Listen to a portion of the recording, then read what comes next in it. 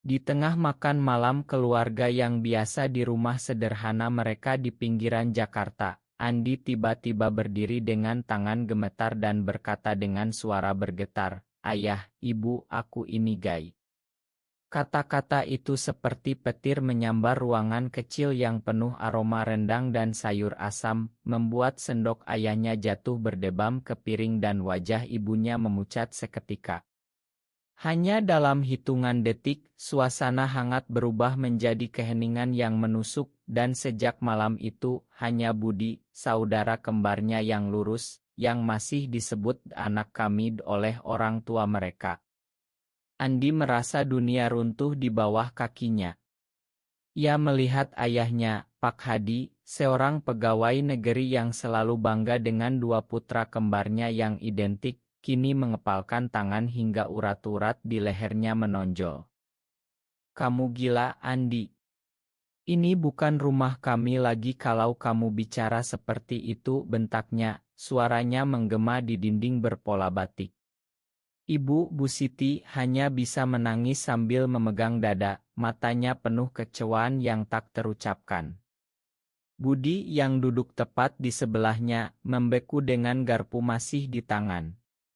Wajah mereka memang sama persis, rambut hitam lurus, kulit sawo matang khas orang Jawa Betawi, tapi malam ini, perbedaan itu terasa seperti jurang yang tak bisa dijembatani.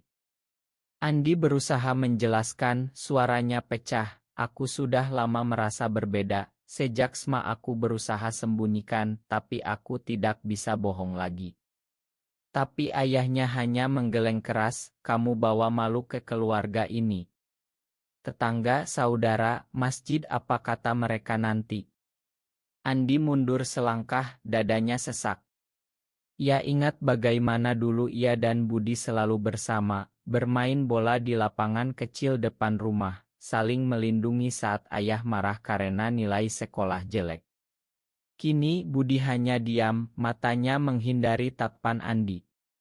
Malam itu Andi tidur di kamar kecil belakang, air matanya basahi bantal yang sudah usang. Besok paginya, suasana rumah berubah. Sarapan yang biasanya penuh tawa kini hening. Ibu meletakkan nasi goreng hanya untuk Budi dan ayah, seolah Andi tak ada. "Kamu makan di luar saja," kata ibu pelan, suaranya penuh rasa bersalah tapi tak berani melawan ayah. Andi pergi ke kampus dengan hati hancur. Di angkot yang penuh sesak, ia memandang pantulan wajahnya di kaca, sama persis dengan Budi, tapi mengapa hanya ia yang harus menanggung ini?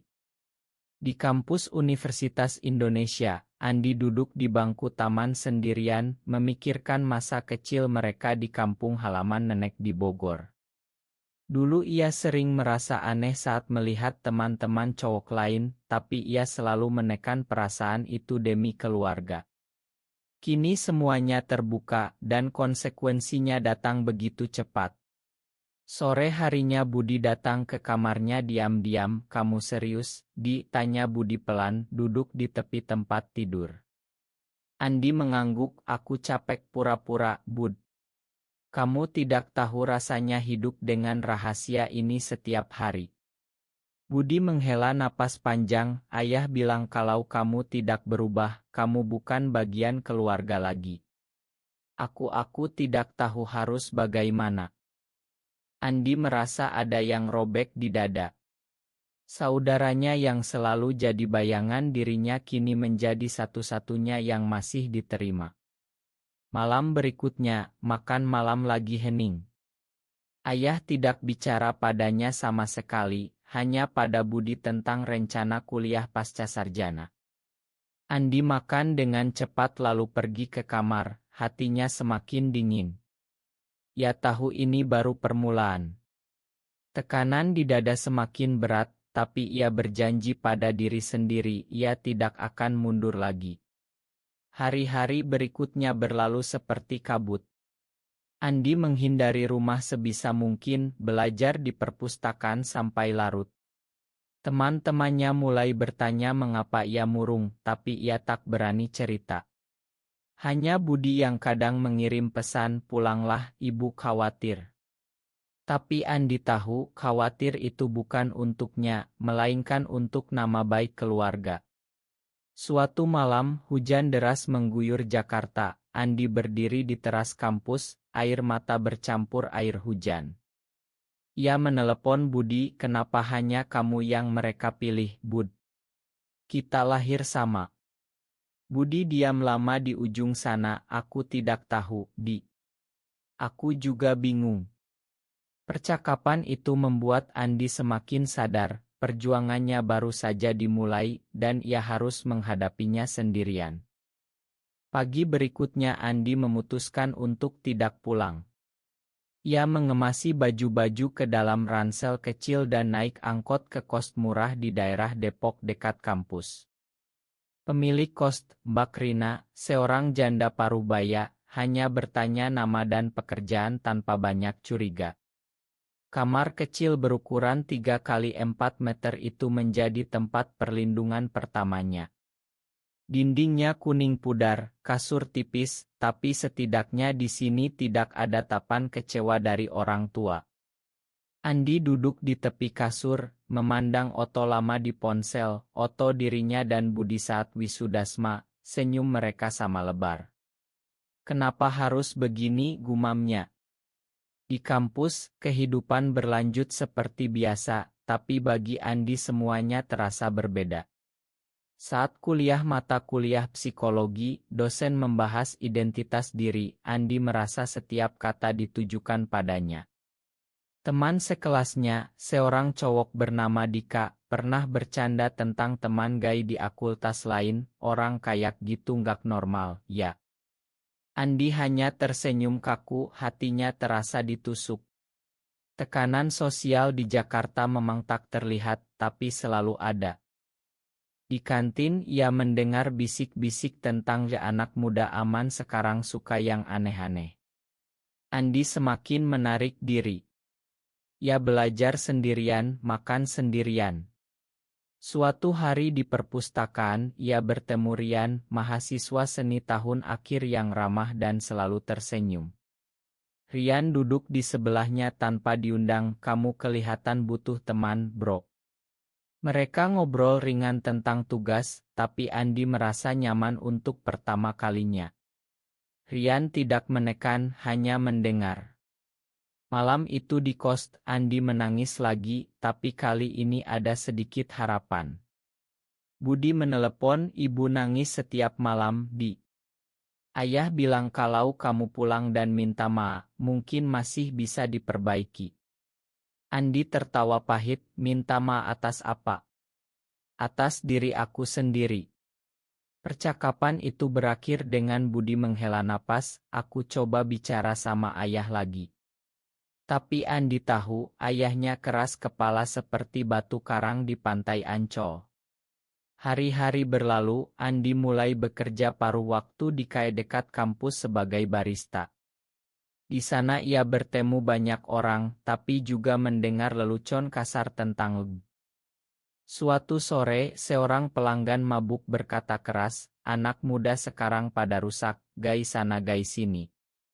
Andi menunduk, tangannya gemetar saat menyeduh kopi. Rian datang ke kai sore itu memesan es teh, dan melihat wajah Andi. Kamu baik-baik saja, tanya Rian lembut. Andi mengangguk, tapi matanya berkaca-kaca. Mereka berjalan pulang bersama malam itu, Rian mendengar cerita Andi sedikit demi sedikit. Keluarga aku hanya terima Budi. Aku seperti sampah sekarang. Rian memegang bahu Andi, kamu bukan sampah. Kamu berani, itu sudah cukup. Kata-kata itu seperti obat bagi luka Andi. Di kos, Andi mulai menulis jurnal, mencoba memahami dirinya sendiri. Ia ingat saat kecil, ia lebih suka bermain boneka dengan sepupu perempuan daripada bola dengan Budi. Dulu ia pikir itu biasa, kini ia tahu itu bagian dari dirinya. Budi datang berkunjung ke kos suatu malam, membawa makanan dari ibu. Ibu masih masak kesukaanmu, Di. Mereka duduk di lantai, makan sate ayam diam-diam, Budi bilang, ayah masih marah. tapi aku bilang kamu lagi belajar jauh. Andi tersenyum tipis, terima kasih, Bud. Kamu masih peduli. Tapi saat Budi pulang, Andi merasa kesepian lagi. Tekanan di kampus semakin terasa saat ada acara orientasi baru, di mana senior bercanda tentang jangan jadi seperti orang-orang yang suka sesama jenis.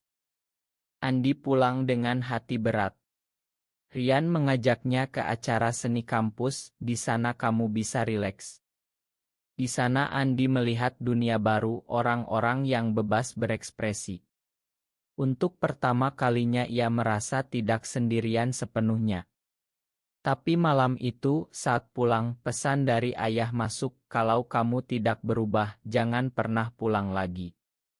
Andi menghapus pesan itu dengan tangan gemetar, tapi air matanya jatuh lagi. Perjuangan ini baru separuh jalan dan ia harus terus melangkah meski kaki terasa berat. Andi semakin dekat dengan Rian. Setiap sore setelah kelas, mereka duduk di taman kampus, berbagi cerita. Rian ternyata juga pernah merasakan hal serupa, meski keluarganya di Bandung lebih terbuka. Aku keluar dari rumah Satsma, tapi sekarang ibu sudah mulai terima, cerita Rian. Andi mendengarkan dengan mata berbinar, ada harapan di sana. Persahabatan mereka tumbuh, bukan hanya obrolan biasa, tapi dukungan yang Andi butuhkan. Suatu akhir pekan, Rian mengajak Andi ke kai kecil di Kemang yang ramah bagi komunitas. Di sana Andi bertemu orang-orang seperti dirinya yang tersenyum dan tidak menghakimi. Untuk pertama kalinya ia merasa diterima. Kamu boleh jadi diri sendiri di sini, kata Rian sambil memesan 2 gelas kopi susu. Andi tersenyum, dadanya hangat. Tapi di rumah, Budi menelepon dengan suara khawatir. Ayah dengar kamu sering keluar malam. Dia bilang kamu sudah hilang arah. Andi menjawab pelan, aku sedang belajar menerima diri sendiri, Bud. Kamu tidak usah khawatir. Budi diam lama, aku cuma takut kamu sendirian. Sendirian? Andi sudah terbiasa. Di kos, ia mulai membaca buku tentang psikologi identitas, mencoba memahami mengapa ia lahir seperti ini. Rian menjadi teman diskusi terbaiknya. Suatu hari mereka naik kereta ke Bogor, mengunjungi taman bunga. Di sana, di bawah pohon rindang, Rian memegang tangan Andi sebentar, kamu kuat, Di. Jangan biarkan keluarga menghancurkanmu. Sentuhan itu sederhana, tapi membuat Andi merasa hidup lagi. Cinta mulai tumbuh pelan, bukan terburu-buru, hanya kehangatan yang ia rindukan. Di kampus, rumor mulai beredar. Teman sekelas melihat Andi dan Rian bersama terlalu sering. Kalian berdua aneh ya, goda Dika suatu hari. Andi menjawab dingin, kami cuma teman. Tapi hatinya berdebar. Budi datang lagi ke kos, kali ini dengan wajah lelah. Ibu sakit, Di. Dia kangen kamu, tapi ayah melarang bicara tentangmu. Andi merasa bersalah, tapi ia tak bisa kembali ke rumah yang penuh penolakan. Mereka berpelukan sebentar di depan pintu kos, aku sayang kamu, Bud. Meski dunia bilang kita berbeda. Hari-hari berlalu dengan ritme baru. Andi lulus semester dengan nilai bagus, Rian bangga. Mereka merayakan dengan makan malam sederhana di warung pinggir jalan. Kamu sudah berubah, Di. Lebih percaya diri, kata Rian. Andi mengangguk karena ada kamu. Tapi malam itu, pesan dari ibu masuk, pulanglah nak, ayah mulai melunak. Andi ragu, tapi ia tahu perubahan sejati harus datang dari dalam dirinya dulu. Rian mengajaknya ke acara komunitas kecil, di mana Andi mendengar cerita orang lain yang mirip. Ia merasa bagian dari sesuatu yang lebih besar. Konflik batin mulai mereda, diganti kekuatan baru. Namun saat pulang Budi menelepon lagi, ayah tahu kamu dekat dengan cowok itu. Dia marah besar. Andi menghela napas, biarkan saja, Bud. Aku tidak bisa hidup untuk mereka selamanya. Persahabatan dengan Rian semakin dalam, tapi Andi belum siap menyebutnya cinta. Ia masih belajar mencintai dirinya sendiri lebih dulu. Di tengah hujan Jakarta yang deras, Andi berjalan pulang sendirian, tapi kali ini langkahnya lebih ringan. Hubungan Andi dan Rian mulai berubah menjadi sesuatu yang lebih. Bukan lagi hanya teman, tapi pasangan yang saling mendukung. Mereka jalan tangan di taman pada malam minggu, berbagi mimpi tentang masa depan. Aku ingin jadi desainer grafis yang sukses, dan kamu bisa ikut kemana saja, kata Rian sambil tertawa. Andi tersenyum, hatinya penuh. Tapi di sisi lain, Budi semakin tertekan di rumah. Ayah sering membandingkan, lihat Budi, dia rajin, masa depan cerah. Andi sudah hilang. Budi merasa bersalah setiap kali mendengar itu. Ia datang ke kos Andi suatu sore, aku capek, Di. Aku ingin bantu kamu, tapi ayah Andi memeluk saudaranya, kamu tidak perlu pilih pihak. Cukup jadi dirimu saja. Konflik mulai memuncak saat ayah Andi datang ke kampus tanpa pemberitahuan. Ia melihat Andi dan Rian sedang duduk bersama di kantin. Itu anakku, bentak Pak Hadi di depan umum. Andi membekuk. Ayahnya menarik tangannya kasar, pulang sekarang. Kamu bawa malu.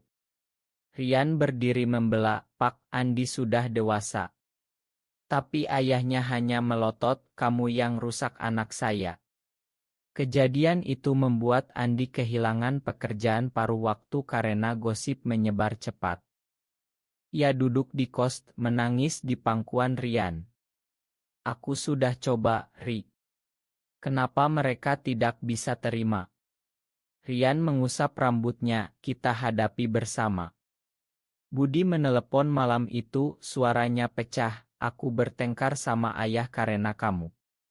Dia bilang aku harus jauhi kamu. Andi merasa dunia semakin sempit. Tapi ia memilih bertahan. Ia mulai mencari kerja baru, mengirim lamaran ke perusahaan kecil di Sudirman.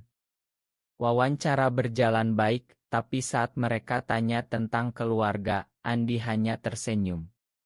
Rian selalu ada, membawa makanan, mendengarkan keluh kesah. Suatu malam di balkon kos, Andi berkata, aku cinta sama kamu, Ri. Rian mencium keningnya lembut, aku juga, Di. Kita akan bahagia. Namun, pengkhianatan kecil datang dari teman lama Dika yang menyebarkan foto Andi dan Rian ke grup kelas. Rumor meledak. Andi dihindari di kampus. Budi datang dengan marah, kenapa kamu tidak hati-hati? Sekarang seluruh keluarga besar tahu. Pertengkaran mereka hebat, tapi berakhir dengan pelukan. Ma, Bud. Aku tidak bisa sembunyi lagi. Andi mengambil keputusan besar, ia pindah kerja ke perusahaan yang lebih ramah, meski gaji lebih kecil. Pengorbanan demi kedamaian batin. Rian mendukung penuh. Keluarga semakin jauh, tapi hati Andi semakin dekat dengan dirinya sendiri. Krisis datang saat perusahaan ayah Andi mengadakan acara keluarga besar di rumah. Andi diundang karena Budi memaksa. Datanglah, Di. Ibu kangen. Saat Andi datang bersama Rian di luar pagar, ayahnya marah besar di depan semua kerabat. Kamu berani bawa dia ke sini, bentaknya. Andi berdiri tegar, ini pasangan saya, Pak. Kerabat berbisik-bisik, ibu menangis. Budi menarik Andi ke samping, kamu gila. Ayah bisa stroke. Tapi Andi sudah muak. Ia pergi malam itu juga, meninggalkan rumah dengan hati hancur tapi kepala tegak. Di tempat kerja baru, Andi dihadapkan pada atasan yang tahu rumor. Kami tidak diskriminasi, tapi jaga sikap, katanya. Andi bekerja 2 kali lipat membuktikan diri. Rian sakit selama seminggu, Andi merawatnya di kos, memasak bubur, membersihkan kamar. Itu menjadi momen mereka semakin erat. Kamu pengorbanan banyak untuk aku, kata Rian lemah. Andi tersenyum, kamu layak. Budi datang diam-diam membawa uang dari ibu. Ibu bilang jangan bilang ayah. Mereka ngobrol sampai pagi, Budi akhirnya mengaku, aku iri sama keberanianmu, Di. Aku selalu ikut arus. Pengakuan itu membuat Andi menangis. Tapi masyarakat tidak berhenti. Di jalan, ada yang melempar kata kasar saat melihat mereka berdua. Andi belajar mengabaikan. Suatu hari, ia dipecat karena alasan desensi, tapi ia tahu itu karena identitasnya. Pengorbanan lagi. Ia mulai usaha kecil jualan online desain grafis bersama Rian. Lambat laun penghasilan stabil. Budi menikah dengan pacarnya yang lama, tapi ia masih rahasiakan Andi dari istrinya. Suatu hari aku akan cerita, janji Budi. Andi tersenyum, tidak usah buru-buru. Perjalanan ini penuh luka, tapi juga kekuatan.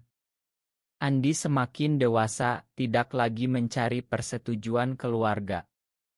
Tahun berlalu, Andi dan Rian membuka studio kecil di Depok. Bisnis berkembang, mereka bahagia. Suatu hari, ibu Andi sakit parah. Budi menelepon, datanglah, Di. Ibu minta kamu. Andi datang ke rumah sakit, ayahnya diam saja di pojok. Tapi ibu memegang tangannya, makan kami, nak. Kami salah. Air mata mengalir. Ayah akhirnya bicara pelan, kamu tetap anakku. Bukan penerimaan penuh, tapi cukup untuk Andi. Budi memeluknya erat, kita tetap saudara. Andi pulang dengan hati lebih ringan. Di studio, Rian menunggu dengan senyum. Mereka berpelukan di taman dekat rumah baru mereka, matahari terbenam menyinari wajah mereka. Andi akhirnya bahagia, tumbuh menjadi pria yang kuat. Tapi pertanyaan tetap, apakah keluarga selalu harus memilih satu anak saja demi norma masyarakat? Benar atau salah?